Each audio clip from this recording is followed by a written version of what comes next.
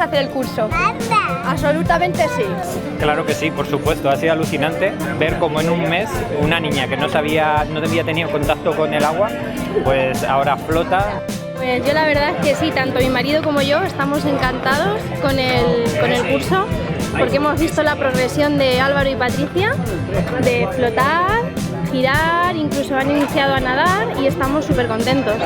Claro que sí que repetiríamos. Es un programa que ves una evolución importante en un intervalo de tiempo corto.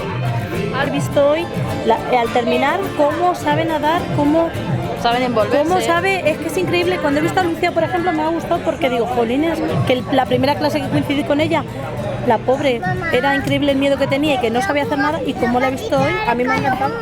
Empezó el primer día que lo único que hacía era llorar, hasta en estos momentos que en un momento dado se hacen ejercicios con ropa y el niño flota, se defiende, incluso nada hasta llegar a la